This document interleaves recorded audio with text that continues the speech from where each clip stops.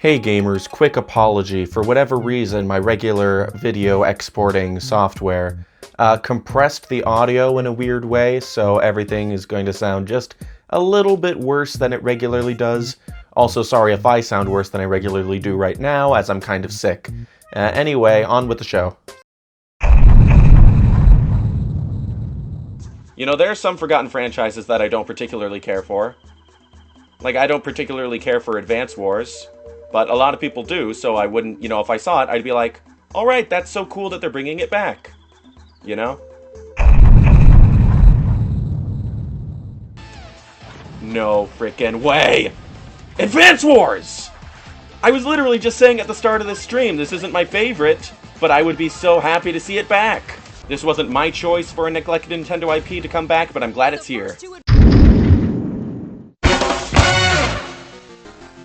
Friends, I have made it no secret that I advocate for the revival and continued health of game series left dormant for a decade or more. Especially from Nintendo, who are one of, if not the biggest names in all of gaming. And with the announcement of this new Advance Wars remake releasing December 2021, a very big step has been taken in achieving just that. Until now, the original Advance Wars games began life on the Game Boy Advance in 2001 and seemingly ended it on the Nintendo DS in 2008. They were developed by Intelligent Systems, one of Nintendo's most reliable and well-decorated partners, well known for Fire Emblem, Paper Mario, and WarioWare. Considering how frequently those three previously mentioned franchises get iterated on, to the point where no Nintendo generation has been without them since their respective inceptions, it is understandably rare that Intelligent Systems are given the opportunity to work on other games. And this fact remains true, as Intelligent Systems' game this year is a new WarioWare for the Switch. So then, who's making Advance Wars Reboot Camp? The answer? Longtime Nintendo platform supporter and indie studio, WayForward, who are probably most well known for the Shantae series. Why is this so important, you may ask? Because it means Nintendo is willing to let other studios work on some of their lesser known IPs just for the sake of continuing them. Sure, I've discussed before how Nintendo has teamed up with third-party studios once upon a time to make games like F-Zero GX and Star Fox Assault, but Miyamoto went on record in the Wii U era saying that they'd prefer to handle things internally from then on. So that meant less games, which in turn meant less appearances from games that don't either sell millions of units on average or have the potential to tap into blue ocean markets. But now here in the Switch era, Nintendo EPD7 have collaborated with the likes of Mercury Steam and Mages Inc. to make Metroid and Famicom Detective Club games, and Nintendo themselves have been willing to forfeit creative control to indie studios to make the likes of Cadence of Hyrule, a Legend of Zelda crossover with indie darling Crypt of the Necrodancer, and now a full-on, beautiful, artistically distinct, AAA, online-supported, $60 holiday window Advance Wars release. Your excessive use of descriptive adjectives lead me to believe that this is indeed a big deal. Oh, it is. It reminds me a bit of Sega, weirdly enough. I am no longer compelled to believe that this is a big deal. Hear me out on this. I know people's view of Sega has been low in recent times as their Sonic output has been sparse and divisive. Atlus Games and the Yakuza series seem to be the only other series of theirs to make any kind of headway in the mainstream gaming crowd. And before the announcement of Banana Mania this last E3, it seemed like they'd fumbled hard with Monkey Ball 2. But regardless of that, have you noticed that they've also been outsourcing sequels and remakes of their other classic series to indie devs as of late?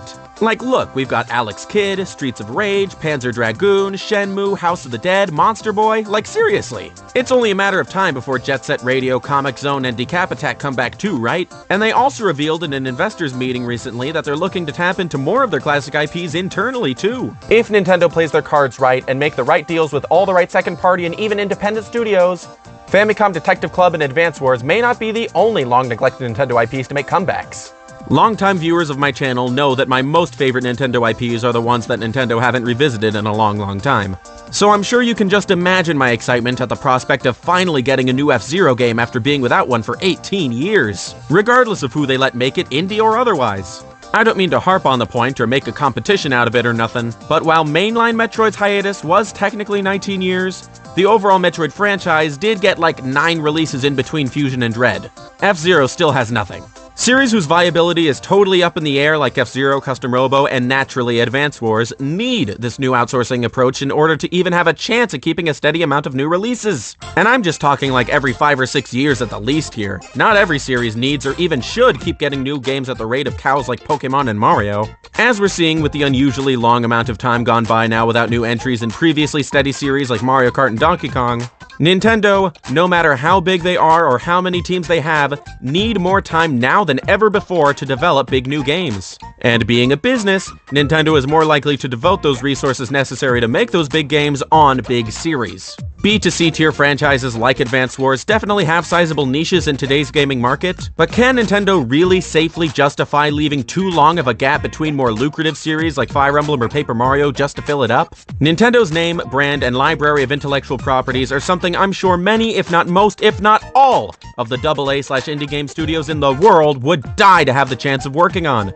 And Nintendo knows there are tens or maybe even hundreds of thousands of fans out there who are practically begging for the return of series like Golden Sun, Kid Icarus, Sin and Punishment, Rhythm Heaven, Punch-Out, and of course F-Zero, Custom Robo, and many, many more. All Nintendo needs to do to satisfy those fans without having to compromise too much of their own resources from Mario Eats a Nectarine or whatever, is take a couple of gold coins from their big Scrooge McDuck vault and use them to fund projects that they've outsourced to talented development teams who are almost certainly also big fans of those series they've been neglecting. I mean, heck, the very existence of games like Fast Racing Neo, Pizza Tower, Bug Fables, Pedal Crash, and yes, even Synaptic Drive prove that these neglected, or in Bug Fables' case, mistreated, IPs have fans both within the game industry and player base. Maybe someday in the future I'll do a video discussing what AA/indie studios I'd like to see revive certain neglected Nintendo games based on their repertoire, but I think this video as it is has just about covered why Advance Wars 1 and 2 Reboot Camp is in fact